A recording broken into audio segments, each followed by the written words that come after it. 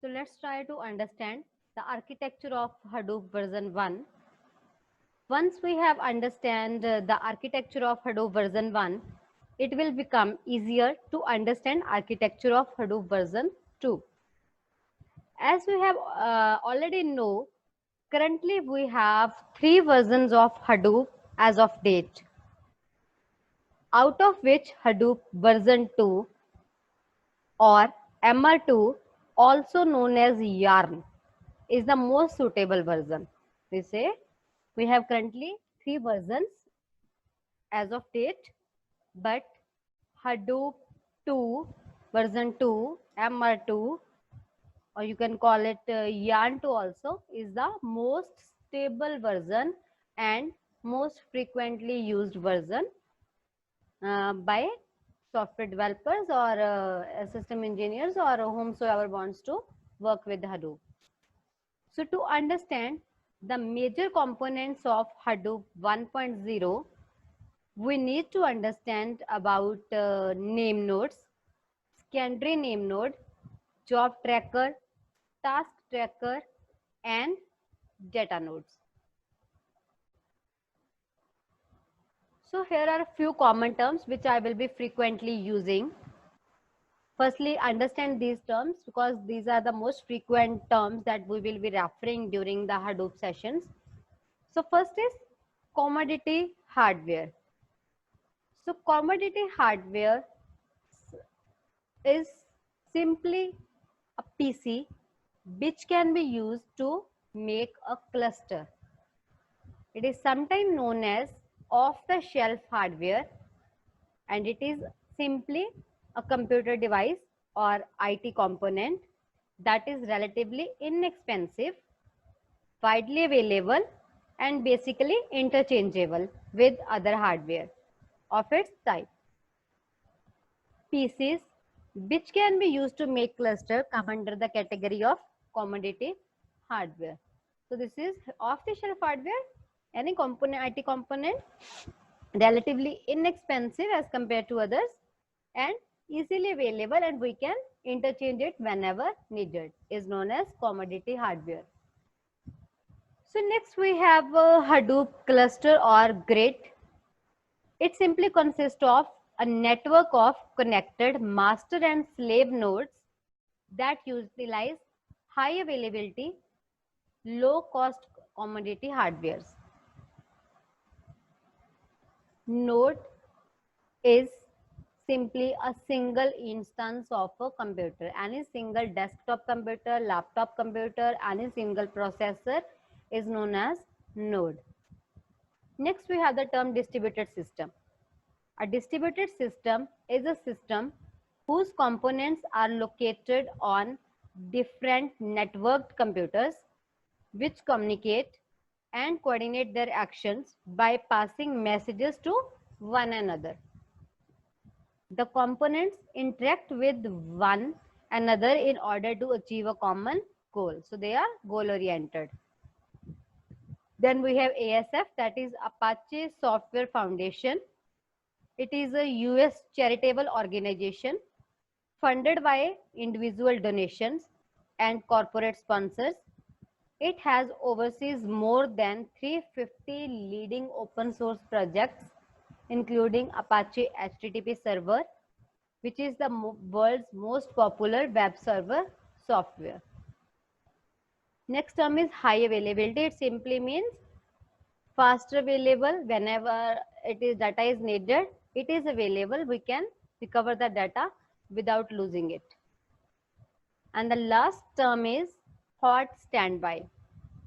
It is a redundant method in which one system runs simultaneously with an identical primary system. Upon failure of primary system, the hot standby system will immediately start performing its task.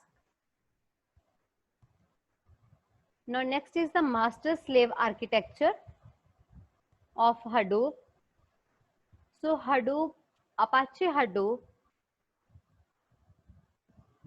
follows a master slave architecture where a cluster comprises of a single name node that is the master node. So in this case, we have a name node, and on the other hand, we have data nodes, which are working in the slave mode. So in this case, we have machines in master mode. We have 3 machines in master mode. One is name node, another one is secondary name node, and then next is job tracker. So data nodes in slave modes are, these are the machines which are working in the slave nodes, and they are known as data nodes. We will be discussing in detail about the task of name node and secondary name node also. So firstly, we need to discuss what is their task, because whenever we are working in distributed environment or we are using any of the framework or a platform, then we must know what is the role of each and every node that is connected to it and how Hadoop actually works. So here we simply have, if we are having a single master node, master or slave node architecture, then it will consist of a single name node, which is working as a master node, and all other nodes will work as data nodes, and those data nodes are slave nodes. HDFC can be deployed on a broad spectrum of machines that supports Java. So for installing Hadoop, we need to install JDK. Though one can run several data nodes on a single machine, but in practical world, these data nodes are spread across various machines. So these data nodes are basically installed on different machines. But for simplicity and for educational or for learning or training purpose, we can make a single machine to work as data nodes, and that machine also as name node also, and secondary name node also, and so on. This can be done with the help of Java processes, because these machines will be having Java processes running on that. So we can run multiple Java processes in parallel. Then those processes will be considered as a different data nodes. So this HDFC can be deployed on different nodes. For simplicity, we can deploy on simple machine for learning purpose, single machine. Suppose, for example, we have 10 machines, out of which 3 machines are all the time working as masters. Like in this case, we are having 3 master machines, and these machines are named as name node, secondary name node, and job tracker. These 3 are individual servers on which Hadoop is actually running, and the remaining 7 or a number of machines will be working as slave and wait for the instruction from the master name node, name nodes. So whenever master name node gives instruction, the data nodes will be come into action. So data name nodes are slave nodes. They can't work independently. They have to wait for the instructions that will be coming from name node. And in case of non-availability of name node, secondary name node will be performing the task of the name node. In this diagram, we can see all these machines are going to work in a network. They are not going to be, but remember, they are not going to be connected via Wi-Fi routers. Wireless connectivity is not done.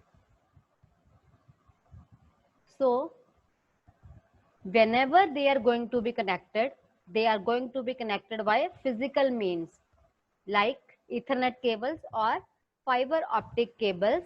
The reason for that is we need high performance. Now we can see there are no connectivity is shown.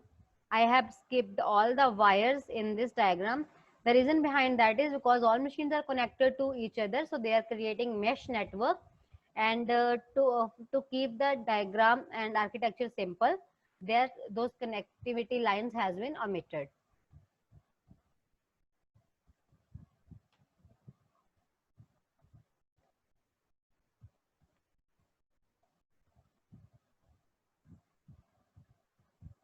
Let me start it. It has got stuck somewhere.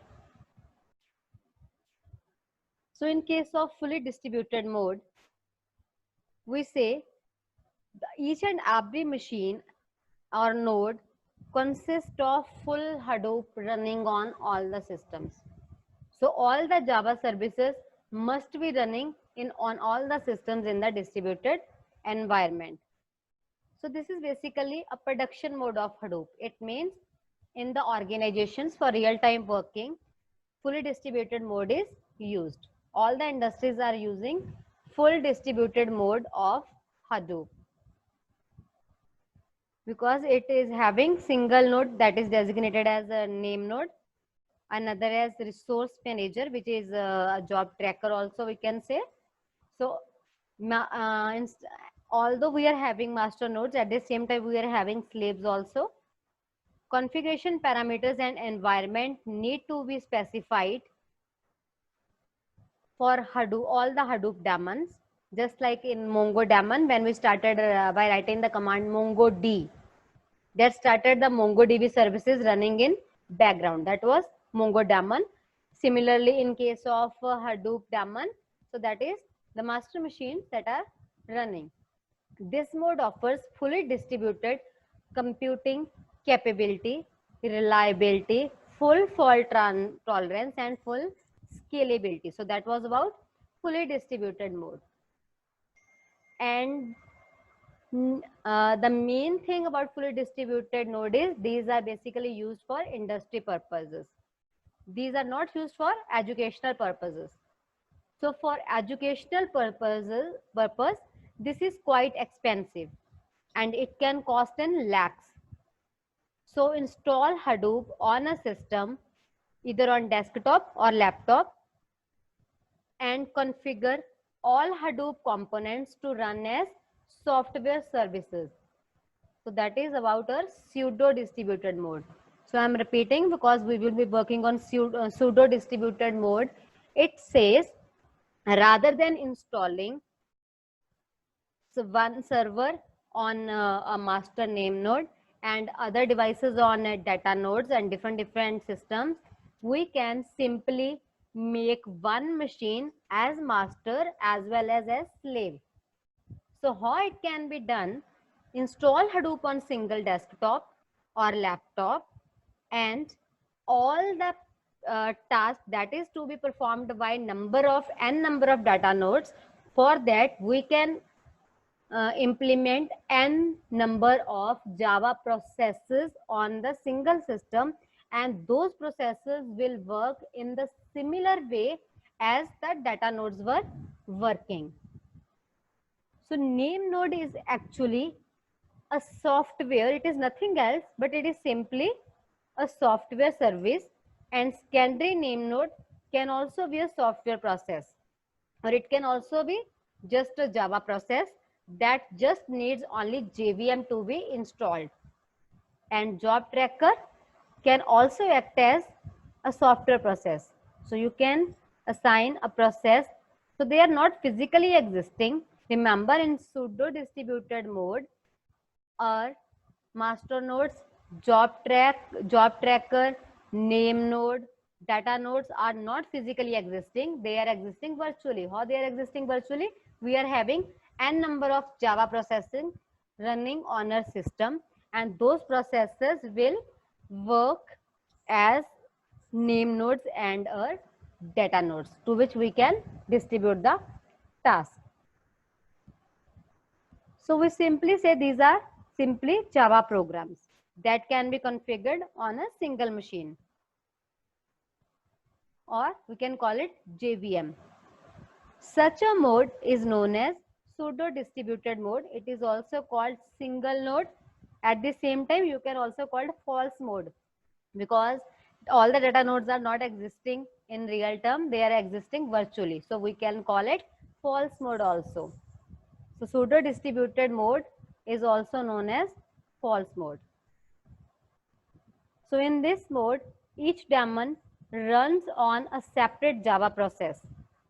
In this mode, custom configuration is required, like core site.xml, HDFS site.xml, marked site.xml.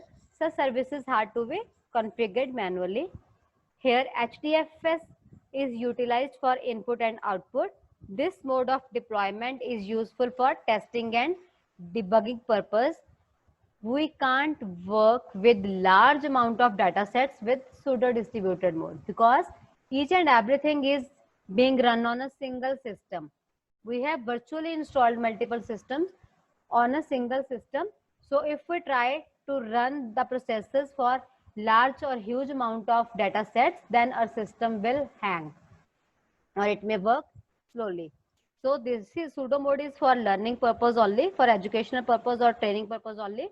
So this can be used for learning or training purpose. And fully distributed mode is the mode that is being used in industries. And standalone mode, this mode, standalone mode, is nothing. It simply says Hadoop is also known as a local node, which is seldom needed or seldom used. We don't use this mode. It is configured to run in no distributed mode or zero distributed mode. It runs as a single Java process instead of HDFS. This mode utilizes the local file system.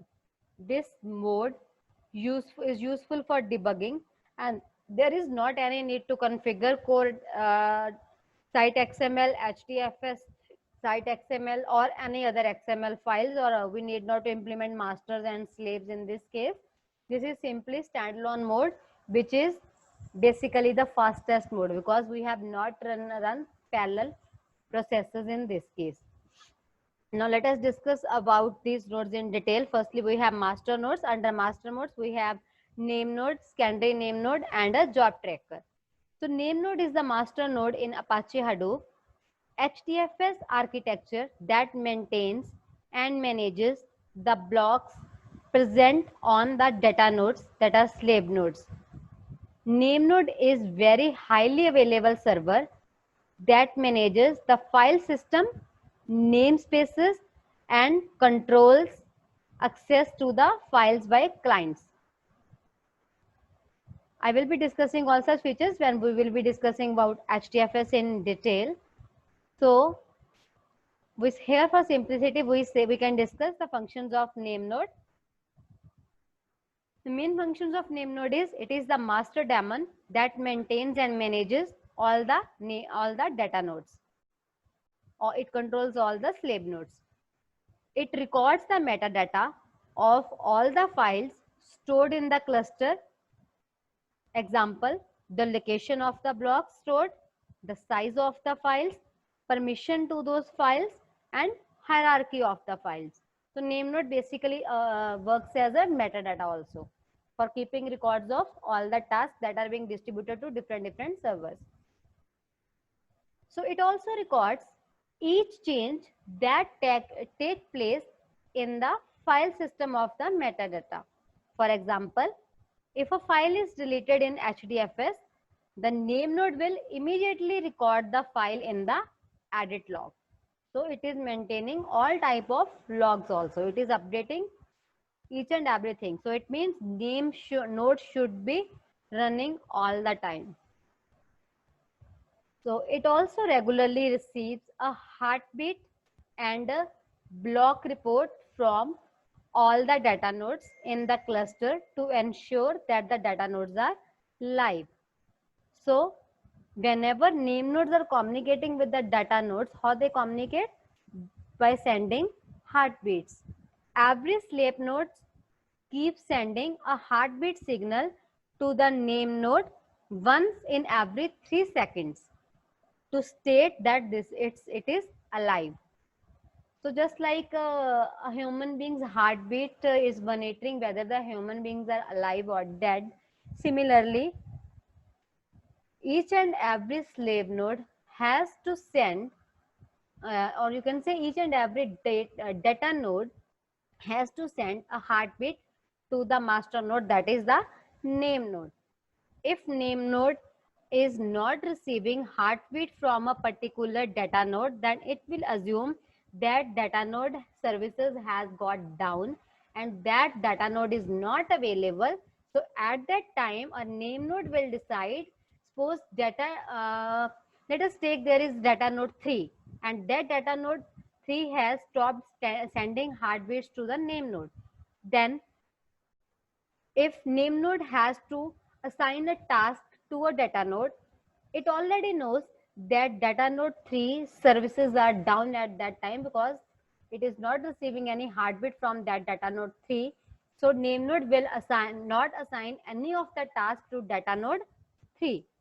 So heartbeat, receiving heartbeat is just like acknowledging to the name node and confirmation, sending confirmation to the name node that a particular node is working correctly or not.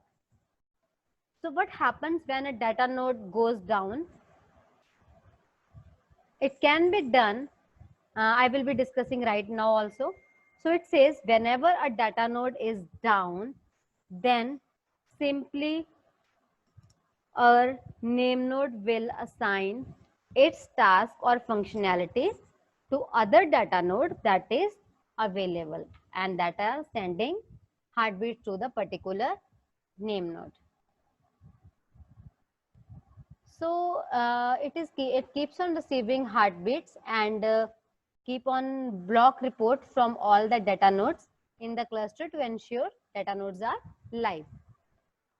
So it keeps a record. We're talking about functions of name nodes.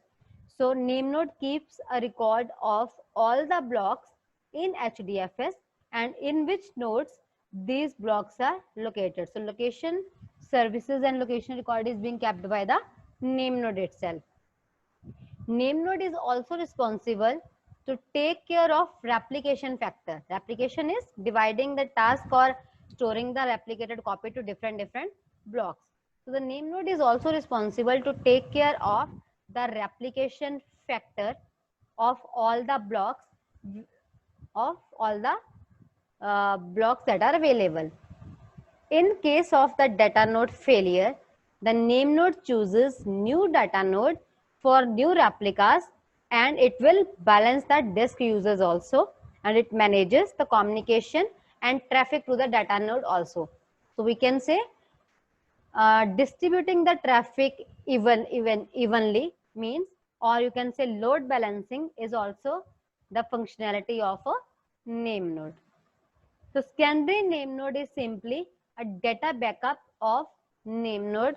It is not hot standby just like a name node. Name node is hot standby, that is always available. And secondary name node is data backup name node. And then we have job tracker. We will discuss about job tracker in detail in the next session or maybe in this session only. So centralized, it is simply a centralized job scheduler. So next we have data nodes. Data nodes are machine where files get stored and processed. So data nodes are basically the slave nodes in Hadoop distributed file system. Unlike name node, data node is a commodity hardware that is non-expensive system which is not of high quality or high availability. So while implementing data node, you can choose a simple configured software system as data node, but your name node should be of good quality because this is the main server node. And while choosing data node, it provides you the freedom. You can own it from any of the vendor. You can configure or customize it according to your requirement. So we call it, data node is a commodity hardware that is non-expensive system which is not of high quality or high availability. The data node is a block server that stores the data in the local file. It may be in ext3 or ext4. So the main functions of data nodes are, these are slave daemons or processes which runs on each slave machine. Then next function is the actual data is stored in the data nodes. The data nodes performs the low level read and write request from the file system clients. They send heartbeats to the name node periodically to report the overall health of the HDFS. By default, the frequency of sending a signal or heartbeat signal to the name node is 3 seconds. It should send signal every 3 seconds. And then we have a task tracker. Task tracker is a software service which monitors the state of the job tracker. So task trackers are working as slave nodes and job tracker is working as the master node. So let us discuss some terminology about secondary name node also. So here we say, apart from these two daemons, there is a third daemon or a process called secondary name node. The secondary name node works concurrently with the primary name node as a helper daemon. And you must please don't get confused about the secondary name node being a backup name node, because it is not. Remember, this is not exactly a backup name node. Its task is something else. So basic functions of secondary name nodes are, it constantly reads all the files, systems and metadata from the RAM of the name node and writes it into the hard disk of the file system. Another functionality is it is responsible for combining the edit logs from the name node. It downloads edit logs from the name node at regular intervals and applies to the file FS image. The new image is copied back to the name node, which is used whenever the name node is started the next time. Hence, secondary name node performs regular checkpoints in the HDFS. So it is also called checkpoint node.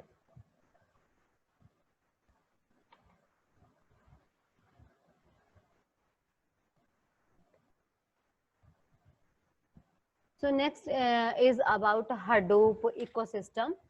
So in this case, we need to know what is job in Hadoop.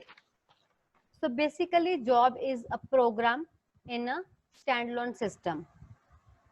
It may be as simple as adding two numbers or may be complex as fetching data from file.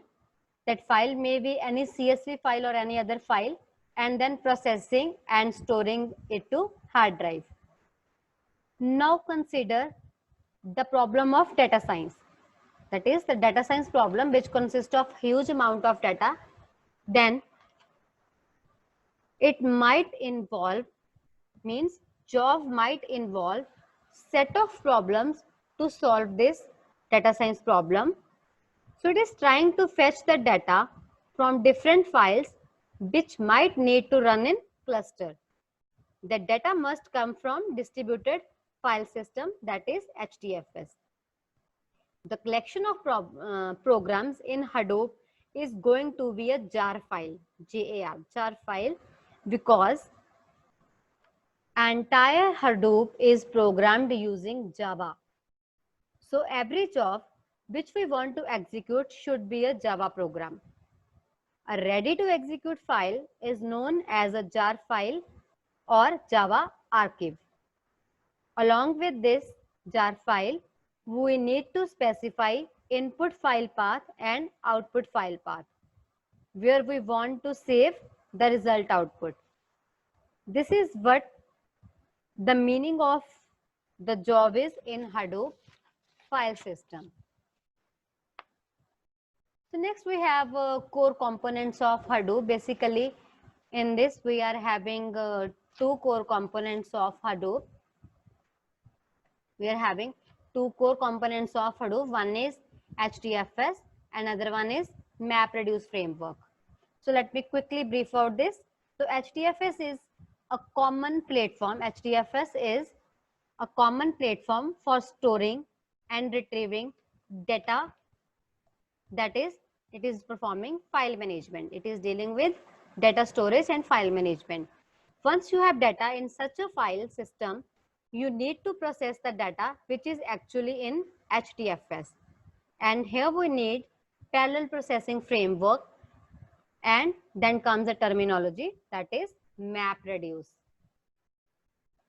So MapReduce is basically not the parallel processing framework itself.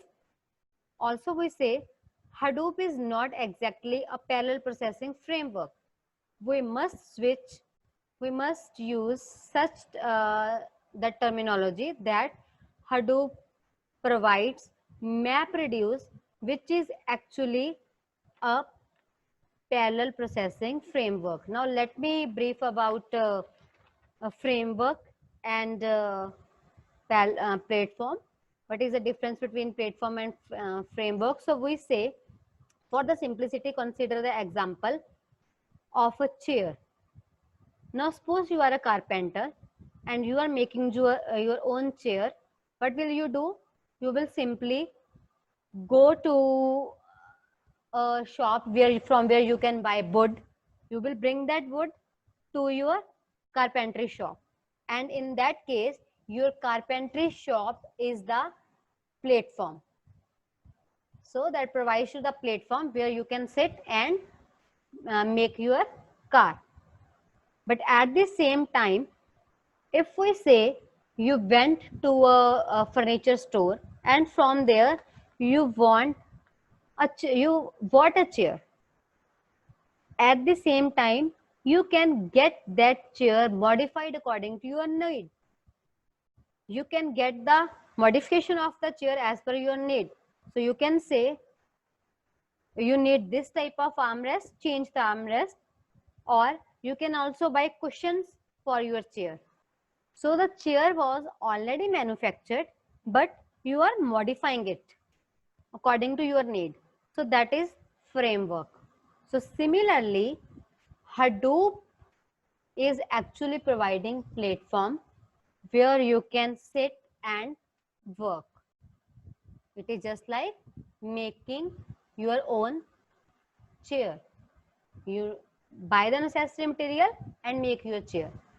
And MapReduce is framework, which provides a facility to change according to your needs, to provide additional facilities, to provide to make your chair more comfortable. You can add armrest to it. So that is the basic difference between Hadoop framework and Hadoop platform. So I hope you got a good understanding of both the components of HDFS and your MapReduce framework. So we say framework is actually a skeleton which provides customization. When we talk about Hadoop cluster, then we are talking about a system that consists of 3 name nodes and n number of slaves. And those basic 3 name nodes are the name node, the secondary name node, and the master job tracker. And n number of slaves are there. So system we have